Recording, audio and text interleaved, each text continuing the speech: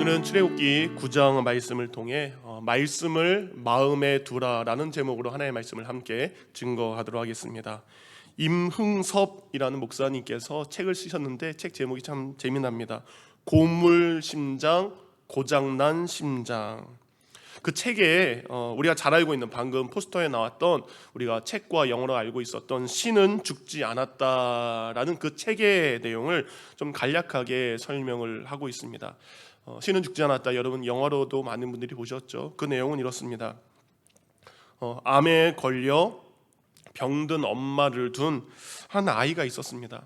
그러니까 엄마의 병을 고쳐달라고 얼마나 간절하게 기도를 했겠습니까? 하지만 하나님께서는 그 아이의 어머니의 병을 고치지 않았고, 그리고 그 어머니는 생명을 잃고 말았습니다. 아이는 그 순간부터 자신의 간절한 기도를 듣지 않았던 하나님은 죽은 하나님이다, 이 땅에 존재하지 않는 하나님이다라고 생각을 합니다. 그리고 그때부터 하나님을 원망하며 자라기 시작합니다. 그리고 그 아이는 커서 후에 무신론자, 철학과 교수가 됩니다. 그는 자신이 가르치는 첫 번째 철학 시간마다 칠판에다가 이런 글씨를 씁니다. 하나님이 존재하지 않는 세 가지 이유를 적어라. 하나님이 존재하지 않는 세 가지의 이유를 적어라. 그 사람들에게만 학점을 주는 거죠. 학생들은 당연히 불평과 불만을 쏟아내지만 학점을 받기 위해서 어쩔 수 없이 자신의 나름의 생각으로 하나님이 존재하지 않는 이유들을 적어서 제출을 합니다. 그런데 신입생 중에 조씨라는 한 청년이 있었습니다. 그는 불이익을 당할 것을 알면서도 답안지를 제출하지 않습니다. 왜냐하면 하나님이 존재하시는데 하나님이 죽었다라고 말한 그것에 동의할 수 없었기 때문입니다. 조씨는 학교 내내 그 교수와 학생들에게 조롱과 핍박을 받았지만 소식껏 자신의 믿음을 지켜갑니다. 그런 가운데 이 조씨는 이 교수가 어린 시절 겪었던 그 상실감 때문에, 어머니를 잃은 그 마음 때문에 하나님께 분노하며 하나님을 불신하게 되었다는 것을 알게 되었습니다. 결국 조씨는 죽어있는 그 교수의 심장에 그리스도의 생기를 불어넣기 시작합니다. 그리고 하나님의 살아계심을 그에게 증거하기 시작합니다. 조씨는 하나님이 죽었다고 말하는 수많은 철학과 과학의 논리 앞에 예수 그리스도의 사랑과 하나님의 사랑을 그의 인내의 모습으로 그들에게 보여주기 시작합니다. 이렇게 조씨는 지성과 철학으로 인해 고장난 사람들의 심장을 하나님의 신실한 사랑과 예수 그리스도의 십자가 복음으로 다시 살아나게, 그리고 심장을 다시 뛰게 했습니다. 영화의 마지막 부분을 보면 하나님의 존재를 부인하던 이 철학가 교수가 갑작스럽게 죽음을 맞이하게 됩니다. 그 죽음의 절망적인 순간 그는 누군가를 통해서 하나님의 존재를 인정하고, 그리고 하나님이 보내신 이 땅의 구원자 예수 그리스도를 자신의 구원자로 영접하고 자신의 삶을 마감하는 것이 영화의 마지막 부분입니다. 세상은 가끔 우리 그리스도인들에게 묻습니다. 하나님이 존재합니까? 세상 사람들은 우리에게 묻습니다. 하나님이 살아계십니까? 그렇다면 하나님이 살아계신 것을 증명해 보십시오. 우리 스스로에게 묻기를 원합니다. 그리고 예배하는 우리에게 묻기를 원합니다. 우리가 예배를 드리고 있는, 그리고 우리의 예배를 받으시는 그 하나님은 여러분 살아계십니까? 그렇다면 여러분, 하나님이 우리의 예배를 받으시는 그 하나님이 살아계신다는 것을 여러분은 어떻게 증명할 수 있겠습니까? 하나님이 살아계시는가, 이 질문은 애굽에서 400년 동안 종살이하고 있는 이스라엘 백성의 마음속에도 늘 그 똑같은 질문이 있었을 것입니다. 우리 조상 아브라함과 이삭과 야곱의 하나님은 정말 존재하고 계시는가? 우리 믿음의 조상 아브라함에게 내가 너에게 큰 복을 주고 내 씨로 번성하게 하고 하늘의 별과 바다의 모래처럼 내가 너에게 복을 주리라 약속하신 그 하나님은 정말 지금도 살아계시는가? 하나님이 살아계시다면 왜 아직도 우리가 애굽의 종으로 살아야 되고 하나님의 백성인 우리가 저 악한 애굽 사람들보다 더 못한 인생을 살아가야 되는가? 그들은 이런 질문을 하며 살았을 것입니다. 이런 이스라엘 백성들의 질문과 우리의 질문과 그리고 하나님의 존재를 부정하는 세상 사람들에게 하나님께서는 오늘 우리에게 출애굽기를 통해 하나님의 존재, 하나님의 살아계심을 우리에게 보여주고 계십니다. 여러분, 하나님은요 우리에게 말씀하십니다. 하나님은 살아계셔서 이스라엘 백성들의 신음의 소리와 그들의 기도의 소리를 듣고 계셨음을 출애굽기를 통해서 말씀하고 계셨습니다. 하나님께서는 이 땅에 하나님의 백성들이 겪어야 될 현실과 무관한 절대 타자가 다른 사람이 아니라는 겁니다. 인간의 죄악과 탐욕과 이기심이 가득한 이 땅에 하나님의 백성들이 겪어야 될 그 아픔에 눈을 감고 계신 하나님이 아니라고 출애굽기를 통해 말씀하고 계십니다.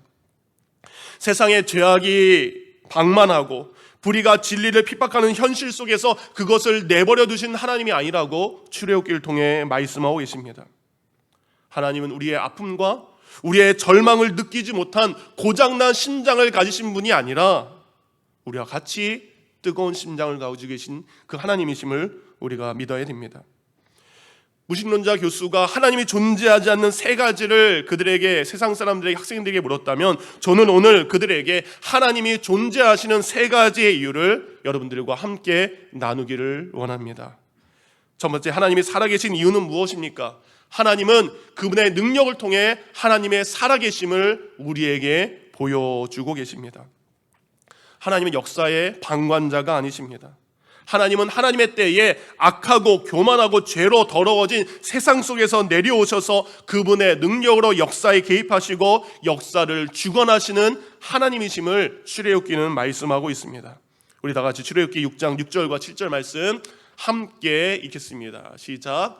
그러므로 이스라엘 자손에게 말하기를 나는 여호와라. 내가 애굽 사람의 무거운 짐 밑에서 너희를 빼내며 그들의 노역에서 너희를 건지며 편팔과 여러 큰 심판들로서 너희를 속량하여 너희를 내 백성으로 삼고 나는 너희의 하나님이 되리니 나는 애굽 사람의 무거운 짐 밑에서 너희를 빼낸 너희의 하나님 여호와인 줄을 너희가 알지라. 아멘.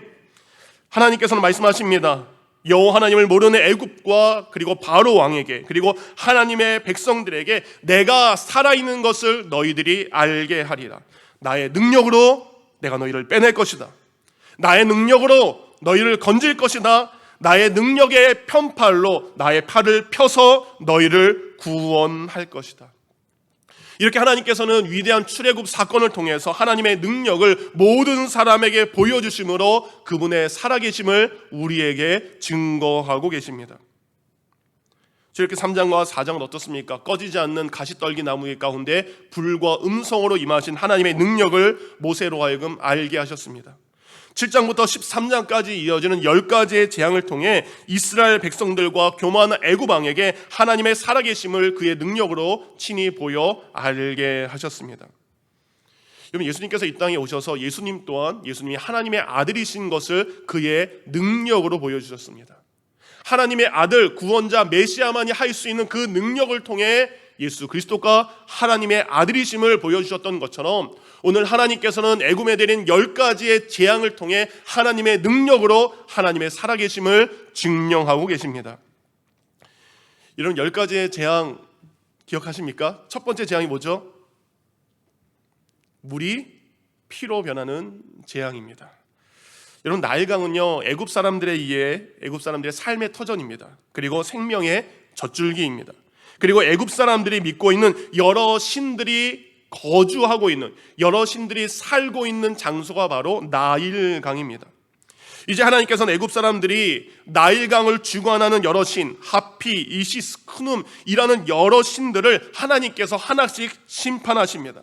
그래서 이야기합니다. 나일강의 생명을 주관하는 것은 저런 우상들이 아니라 나일강의 생명, 나일강의 모든 것을 주관하는 분은 바로 하나님인 것을 그들에게 보여주고 계십니다. 두 번째는 개구리 재앙이죠. 하나님이 아론에게 명령하셔서 아론이 하나님의 지팡이를 땅에 대자 그것을 피자 강과 운하와 못에 있는 모든 물에서 개구리들이 뛰쳐나오기 시작합니다. 개구리들이 올라와서 바로의 왕궁과 침실과 식탁과 그 모든 것에 기어 올라가기 시작합니다. 여러분, 당시 애굽 사람들은요 출산과 그리고 번영의 시인으로 개구리의 모양을 가지고 있던 이 헤케트라는 우상을 섬기게 됐습니다. 이 헤케트라는 개구리 신은 이제 애굽 사람들에게 숭배의 대상이 아니라 민폐의 대상으로 하나님께서 그의 능력으로 바꿔 놓으셨죠. 세 번째, 여러분 한글 성경은 이것을 이라고 이야기하는데 많은 학자들은 모기라고 이야기합니다. 피를 빨아먹는 모기라고 이야기합니다. 바로에게 속한 요술사들이여 이전까지 물이 피를 변하게 한 그것도 개구리를 불러내는 일도 다 합니다. 그런데 지금부터 일어나는 모든 재앙은 그들이 따라할 수 없는 하나님의 능력이 되게 됩니다. 그래서 출애굽기 8장 19절에 보면 바로에게 속한 요술사들이 스스로 이 모든 것은 하나님의 권능입니다 라고 그들의 입으로 증거합니다. 여러분, 이 권능이란 이 히브리 단어는 손가락을 뜻하는 것입니다. 곧 이 모든 일은 우연히 일어나는 것이 아니라 하나님의 손으로 하신 일임을 그들이 인정하고 하나님의 존재를 인정하고 고백하는 것이 바로 이 심판, 그때 일어나게 됩니다. 네 번째는 파리 심판이죠. 근데 여러분, 이 파리는요, 우리 주변에 쉽게 날아다니는 파리가 아닙니다. 공동번역 성경은 이것을 정확하게 번역을 했는데 등에라는 것입니다. 여러분, 등에라는 걸 아십니까? 이 등에라는 것은 바로 흡혈파리입니다. 파리 중에서도 사람과 동물의 피를 빨아먹는 파리가 있다라고 합니다. 이 수억 마리의 흡혈파리가 사람들과 아이 구분 없이, 짐승 구분 없이 눈과 얼굴과 귀와 코에 달라붙어서 그들의 피를 빨아먹으면서 고통을 주는 일이 생겨나기 시작합니다. 근데 놀라운 것은 하나님이 그때부터 성경에 이 모든 일이 애굽 땅에서는 일어나지만 하나님의 백성 이스라엘 사람들이 살고 있는 고센 땅에는 일어나지 않는다라는 것을 구분하여 기록하고 계십니다. 곧 그 이유는 이 모든 것이 자연현상이 아니라 우연히 일어나는 것이 아니라 하나님의 주권 아래 애굽에는 심판을 내리는 것이고 하나님의 능력으로 이스라엘 백성들을 보호하시는 것을 친히 보여주시는 겁니다. 이 일을 계기를 통해 누구의 마음이 열릴까요? 이스라엘 백성들, 모세를 신뢰하지 않았던 이스라엘 백성들의 마음이 열리게 되죠. 하나님의 백성인 우리를 보호하시는구나, 모세가 지금 그 일을 감당하고 있구나. 백성들이 모세를 신뢰하기 시작합니다. 다음에는 가축에게 임한 악질 전염병이죠. 하나님께서는 악질 재판을 통해 이스라엘 백성들이, 애굽 사람들이 가장 신성시하는 이 황소의 신 그리고 암소의 신을 그들에게 멸하게 하게 됩니다. 하나님께서는 다산을 상징하는 황소와 암소의 신을 뭐예요? 그들이 지키고 있는 가축의 생명을 지키지 못하도록 하게 됩니다. 오히려 그들이 가축의 생명을 잃게 만드는 존재로 전락시켜버리는 것, 그들에게 유익을 주는 것이 아니라 그들에게 있는 모든 것을 잃어버린 존재로 하나님의 능력으로 바꿔주십니다. 여섯 번째는 종기입니다. 모세가요, 화덕에 있는 재, 탄 재를 한 움큼, 그리고 또 다른 한 움큼, 두 움큼을 잡습니다. 그리고 하나님의 말씀대로 그 재를 하늘에 날립니다. 그 순간 그 모든 재가 애굽의 사방으로 퍼져서 사람과 남은 짐승의 피부에 달라붙기 시작합니다. 염증이 나기 시작합니다. 곪기 시작합니다. 고름이 나기 시작합니다. 여러분, 그 고통을 우리는 욥의 모습을 통해 알 수 있습니다. 욥이 이런 종기에 걸린 거거든요. 얼마나 괴로웠으면 욥은 그릇의 조각을 깨트려서, 질그릇 조각을 깨트려서 그것으로 종기가 난 자기의 피부를 긁은 것을 알 수 있습니다. 애굽 모든 사람이 이런 고통을 겪는 것입니다. 이렇게 하나님은요, 정말 하찮아 보이는 이 모기, 파리, 이 벌레 같은 것을 통해서, 그리고 눈에 보이지 않는 정말 작은 세균과 바이러스를 통해서 하나님은 그분의 능력을 자신의 군대로 삼으셔서 바로의 가장 강력한 군대를요, 무기력하게 만든 것을 알 수 있습니다. 이 세상에서 가장 미약하고 작은 존재들을 이용해서 하나님께서는 세상에서 가장 강한 군대라고 했던 애굽의 군대를 무용지물로 만들었습니다. 하나님의 권능 앞에, 하나님의 능력 앞에 바로가 가진 칼과 창과 전차는 아무런 능력도 아무것도 할 수 없음을 친히 보여주셨습니다. 사랑하는 성도님들, 하나님이 언제나 살아계셔서 하나님이 헤아릴 수 없는 능력으로 그분의 살아계심을 친히 보여주고 계신 줄 믿습니다. 자연을 보아도 그 안에 하나님의 능력이 있습니다. 여러분, 여러분의 삶을 보시기 바랍니다. 지나온 여러분의 삶을 돌아보시기 바랍니다. 매 순간마다 하나님의 능력에 나의 삶을 인도하셨음을 우리는 알 수 있습니다. 우리 인간의 역사를 보아도 그 수많은 인간의 역사를 하나님의 능력으로 주관하셨음을 우리는 알 수 있습니다. 오늘도 그 하나님의 능력을 믿음으로 하나님의 살아계심을 감사하는 귀한 성도가 되기를 원합니다. 두 번째, 하나님은요 교만한 인간을 통해 하나님의 살아계심을 보여주셨습니다. 역설적이죠. 때로는 하나님이 인간의 교만을 통해서 하나님의 존재를, 하나님의 살아계심을 드러내게 하셨습니다. 노아 시대의 사람들의 죄악이 관영하고 그 땅이 죄악으로 가득 찬 그 순간 하나님은 노아 홍수 심판을 통해 하나님이 살아계신 것을 친히 보여주셨습니다. 여러분, 교만한 인간이 하나님처럼 되기 위해서 바벨탑을 쌓는 그 순간 하나님은 인간을 흩으심으로 하나님의 살아계심을 친히 보여주셨습니다. 애굽의 왕 바로도 마찬가지입니다. 교만한 마음으로 하나님을 지금 계속해서 대적하고 있는데 하나님은 여러 가지 일들로 바로의 교만을 꺾으시면서 하나님의 살아계심을 친히 그에게 보여주고 계십니다. 오늘 본문은 7번째 재앙으로 우박 재앙입니다. 여러분, 하나님께서 우리 생각에는 그 능력으로 그냥 한 번에 아니면 두 번에 세 번에 빨리 재앙을 좀 끝내셔야 되는데 하나님은 한 번의 재앙으로 이스라엘 백성들을 나오게 하신 것이 아니라 10번까지의 재앙을 계속적으로 행하신 것을 알 수 있습니다. 왜 하나님께서 그렇게 행하신 것일까? 우리는 그것이 쉽게 납득이 되지 않습니다. 15절에 보면 하나님께서 모세를 통해서 바로에게 이런 이야기를 합니다. 내가 돌림병으로 너와 너의 백성들을 완전히 멸할 수 있지만 그렇게 하지 않은 이유를 친히 이렇게 설명하십니다. 내가 너를 세웠음은 나의 능력을 내게 보이고 내 이름을 온 천하에 전파되게 하려 함이라. 하나님은 하나님의 이름을 나타내기 위해서, 하나님의 이름을 전파하게 하기 위해서 10가지의 재앙을 이뤄 가십니다. 그런데 우리가 여기서 오해하지 않아야 될 부분이 있습니다. 하나님께서는 그의 이름을 나타낸다 그랬잖아요. 내가 이렇게 센 신이야, 내가 이렇게 무서운 신이야, 내가 이렇게 능력인 신이야, 자신을 과신하기 위해서, 드러내기 위해서 이 재앙을 내리시는 것이 아닙니다. 곧 하나님께서는 재앙 자체를 위해 재앙을 내리시는 분이 아니라는 뜻입니다. 하나님이 내리신 10가지의 재앙에는 각각의 이유가 있다라는 겁니다. 여러분, 재앙이라는 것은 마치 통 속에 든 감자 껌질이 벗기는 것처럼 완악한 사람의 마음을 벗기는 것이 바로 하나님의 재앙을 만난 인간의 모습입니다. 때론 인간이 감당할 수 없는 자연재해 앞에 우리는 한없이 초라하고 연약한 우리의 모습을 보게 됩니다. 지금 하나님께서는 여러 가지의 재앙을 통해서 애굽 왕 바로가 하나님을 대적하고 있는 그 교만을 버리고 겸손한 마음으로, 참된 하나님 앞에 낮아지기를 원하는 마음으로 그에게 계속적으로 재앙을 내리고 계십니다. 1900년대가 끝나면서 2000년대, 새천년을 맞이하면서 그때부터 일어난 운동이 있습니다. 전 세계적으로 뉴 에이지 운동이라는 것이 일어나기 시작했습니다. 여러분 들어보셨죠? 여러분, 뉴 에이지 운동은 기존의 사회와 문화와 종교의 이 공허함을 느낀 사람이요, 현대 과학, 그리고 자연주의, 그리고 동양 신비주의, 그리고 불교와 힌두교의 요가와 명상을 혼합해서 만든 종교 혼합주의 운동입니다. 이 뉴 에이지 운동은 크게 4가지의 특징을 가지고 있습니다. 첫 번째 특징은 이겁니다. 모든 것은 하나이다.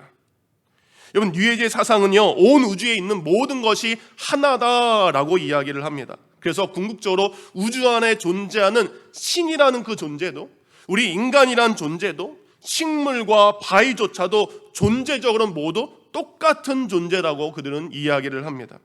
이 세상의 모든 것이 겉으로 볼 때 서로 나누어진 것처럼 보이지만 사실은 구별이 없는 신이나 인간이나 하나다라고 말하는 것이 그들의 주장입니다.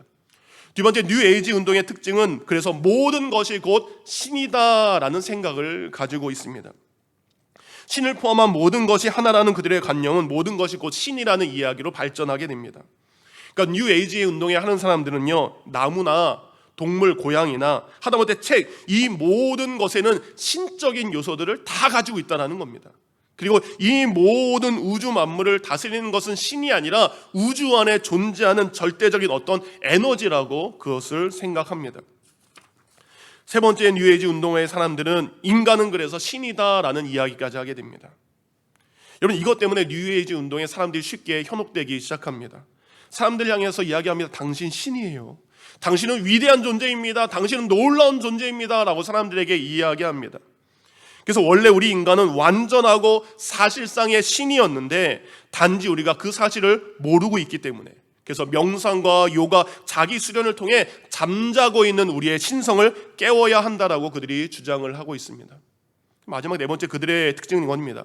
그래서 모든 종교는 하나이다라는 종교 혼합주의 운동을 이야기합니다. 그건 예수님과 부처와 모하메드와 그리고 크리스나 이 모든 것은 하나를 가르치기 위해서 깨달은 각 종교의 깨달은 자들이다라는 이야기를 합니다. 그래서 각 종교가 모습은 달라도 본질로는 같다라는 겁니다. 진리에 이르는 길은 여러 가지의 갈래이고 그 차이는 피상적인 차이일 뿐이다라고 이들은 이야기를 하고 있습니다. 여러분, 이런 뉴에이지의 운동은 천천히 그리고 깊숙이 어느 순간 우리가 살고 있는 시대 속으로 너무 깊숙하게 들어와 있습니다. 여러분, 뉴에이지 운동은 사람들에게 인간 곧 당신이 우주의 중심입니다, 당신이 세상의 진리입니다, 당신이 믿는 것이 진리입니다 라고 가르치고 믿게 하는 것입니다. 기존의 모든 질서와 성경의 권위와 창조의 질서마저 그들은 부정하게 만들었습니다. 사람들은 이제 자기 스스로 자신의 정체성을 선택해도 된다라고 생각합니다. 곧 하나님께서 정하신 창조의 질서를 사람들은 뉴에이지 운동을 통해 무시하기 시작합니다. 하나님의 창조 질서에 의해 내가 남자로 태어났음에도 불구하고 남자인 것을 부정하게 만듭니다. 하나님의 창조의 질서에 의해서 여성으로 태어난 것임에도 불구하고 여성임을 부정하는 시대에 우리는 살고 있습니다. 창조의 질서로 이 땅에 태어나 자신의 성을 받아들이지 않고 자신이 원하는 대로 자신의 성 정체성을 결정하는 인간의 교만이 하늘을 찌르는 시대에 우리는 살고 있습니다. 지난 2월 충격적인 일이 우리 미국에서 일어났습니다.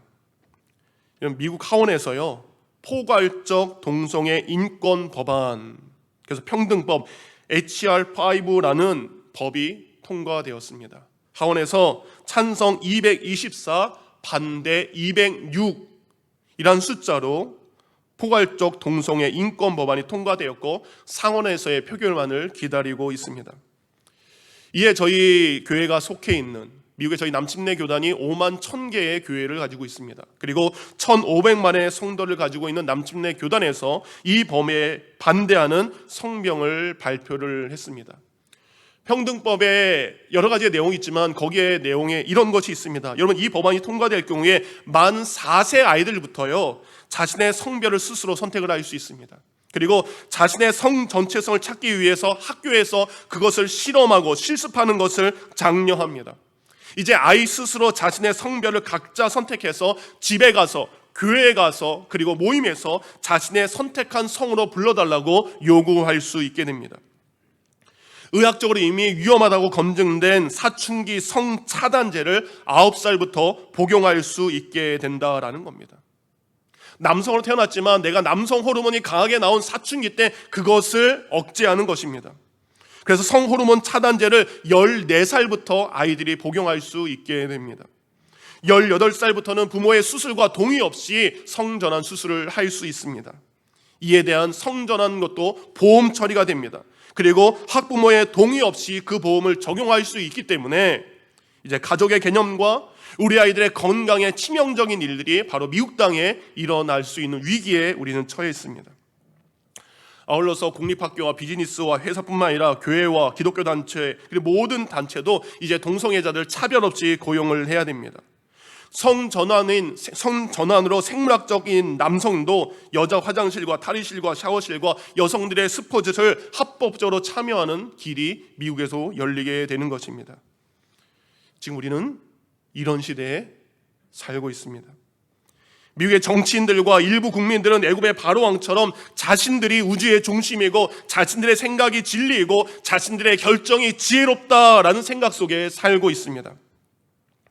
바로의 교만이 거듭될수록 하나님은 재앙을 통해 바로의 교만이 얼마나 어리석은지 보여주셨던 것처럼 우리가 살고 있는 미국이라도 미국이 하나님 앞에 교만하면 교만할수록 애굽에 내리신 진노를 통해 하나님의 살아계심을 증명했던 것처럼 이 미국 땅에 하나님의 살아계심이 증명되는 일들이 일어나게 될 줄 믿습니다. 여러분, 인간의 가장 큰 비극은 자신이 어떤 존재인지 망각하는 것입니다. 더불어 창조주 하나님에 대한 경외감을 잃어버리는 것이 우리 인간의 가장 큰 비극이 되는 것입니다. 이렇게 하나님께서는 계속해서 바로에게 경고하시고 재앙을 내리신 이유는 그 또한 작고 보잘것없는 한 인간임을 그에게 깨닫게 하기 위함입니다.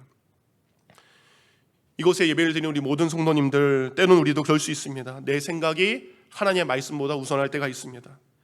하나님의 능력보다 내 능력, 내가 가진 것을 더 의지할 때가 있습니다. 그 모든 것이 다 교만인 줄 믿습니다. 우리 자신을 의지하는 교만을 버리고 겸손한 마음으로 하나님을 신뢰하는 주의 백성이 되기를 원합니다. 마지막 세 번째, 하나님은 순종하는 자들을 통해 하나님의 살아계심을 보여주십니다. 하나님이요, 내가 우박재앙을 내릴 것이다 라고 말씀한 다음에 바로 내리지 않습니다. 성경을 보니까 내일 이맘때 시작할 것이다 라고 미리 알려주십니다. 왜 하나님께서는 바로 시행하지 않고 그들에게 미리 예고하신 것일까? 그들의 교만한 마음, 그들의 교만한 행동을 돌이킬 수 있는 시간을 그들에게 주신 것입니다. 예수님께서 가룟 유다의 발을 씻기시면서 가룟 유다에게 자신의 빵과 포도주를 나눠주면서 가룟 유다가 돌아오기를 기다리셨던 것처럼 우리 하나님께서는 내가 지금 하는 것이 아니라 내일 이맘때 할 것이다. 오늘 본문을 통해 쭉 읽다 보면 바로의 신하 중에 누군가가 하나님의 말씀을 듣고 그 말씀을 두려워하기 시작합니다. 그리고 하나님의 말씀대로 들에 나가 있는, 밖에 나가 있는 자기의 종들을 들어오게 합니다. 자기의 가족들 들어오게 하겠죠. 그리고 자기의 소유의 가축들도 다 우박의 피해를 입지 않는 것으로 들어오게 합니다. 결국 그들은 심판을 당하지 않습니다. 여러분, 이들은 하나님께 행하신 여러 가지의 기적을 보면서 그들이 이전까지 굳어졌던 그 마음, 그들의 생각을 바꾸기 시작합니다. 하나님의 말씀에 순종하는 것이 사는 것이구나, 하나님의 말씀에 순종하는 것이 은혜를 받는 것이구나, 그들은 깨닫게 됩니다. 근데 그 자리에 같은 경고, 같은 말씀을 들었음에도 불구하고 여전히 고집을 부린 바로와 그의 신하들의 소유는 하나님의 진노와 하나님의 심판하심 앞에 모든 것이 멸망하게 됩니다. 다음날 기약한 시간이 이르자 모세는 하나님의 지팡이를 들고 하늘에 기도하기 시작합니다. 그가 기도할 때에 하늘에서 천둥과 우레소리와 번개로 모든 우박들이 애굽 땅에 쏟아지기 시작합니다. 애굽 온 땅에 위에 있는 모든 사람과 짐승과 채소 위에 우박이 내려지기 시작합니다. 하나님의 말씀에 순종하지 않았던 그 사람들이 소유하고 있었던 모든 것들이 꺾여지고 맞아지고 부서지고 쓰러지기 시작합니다. 이렇게 하나님의 심판이 임할 때 그들은 아무것도 할 수 없었습니다. 이렇게 하나님의 말씀을 마음에 둔 자와 그리고 순종한 자와 말씀을 듣고도 순종하지 않는 자의 모습이 다른 것을 알 수 있습니다. 우박재앙 후에 바로는 두 손을 듭니다. 그리고 내가 죄인이라고 시인합니다. 그리고 하나님의 의로우심을 마침내 인정합니다. 그리고 이스라엘 백성들을 해방할 것을 약속합니다. 이에 모세가 하늘 향해 기도하자 그 우박이 멈추게 됩니다. 그런데 위기의 순간이 지나가게 되자 바로는 또다시 그의 마음이 완악해지게 됩니다. 그리고 하나님과의 약속을 어기게 됩니다. 바로는요, 자신의 자리를 지키기 위해서 여전히 하나님 앞에 고집을 부리는 것을 알 수 있습니다. 여러분, 여러 가지의 재앙들을 통해 되어지는 일들이 있습니다. 바로 앞에 지금 보여지는 일이 있습니다. 그럼에도 불구하고 여전히 그는 자신의 고집과 자신의 교만을 꺾지 않고 있습니다. 여러분, 영어로 불합리하다 또는 이 어리석다라는 영어는 absurd, A-B-S-U-R-D라는 뜻입니다. 이 수어라는 SURD라는 것은 이 귀머거리다라는 뜻을 가지고 있는 것입니다. 곧 어리석은 사람은 무엇입니까? 듣지 않는 사람입니다. 보고 있음에도 불구하고 되어지는 일을 알면서도 듣지 않는 바로의 어리석음이 지금 나 앞에 우리에게 있지 않는지 우리의 모습을 돌아봐야 됩니다. 하나님께서 수많은 것들을 보여줌에도 불구하고 바로는 여전히 귀를 감고 있고 눈을 막고 있는 것입니다. 14절을 보면 하나님께서 이렇게 이야기합니다. 내가 이번에는 모든 재앙을 너와 내 신하와 내 백성에게 내리리라 라고 이야기하셨습니다. 여기서 너는 누굴 이야기할까요? 당연히 바로죠.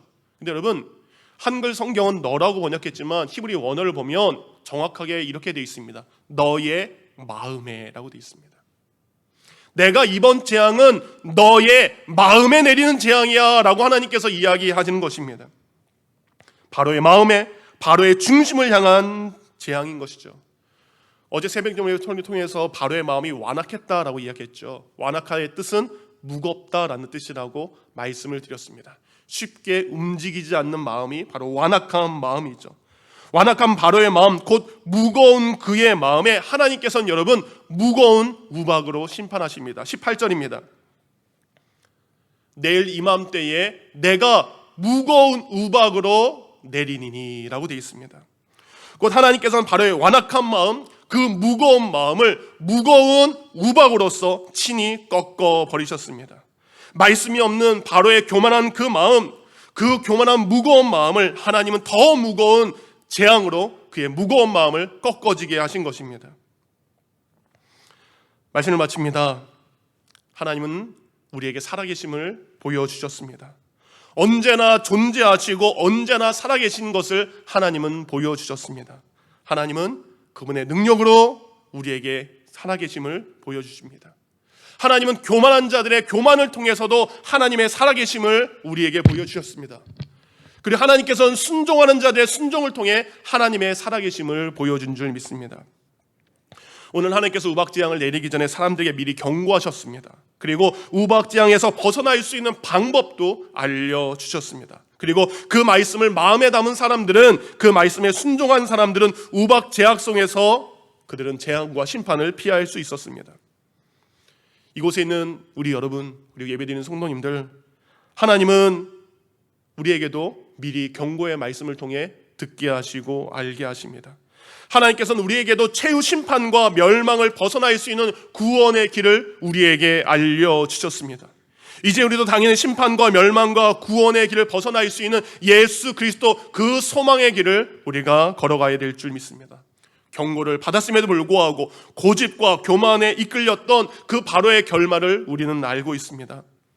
하나님께서 우리에게 주신 말씀, 하나님의 살아계심, 하나님의 보여주심, 하나님의 알게 하심, 하나님의 깨닫게 하심을 이제 우리의 마음에 두고, 그 말씀을 우리의 마음에 두고 하나님의 큰 은혜를 누리며 살아가는 저와 여러분이 되기를 주님의 이름으로 축원드립니다. 아멘.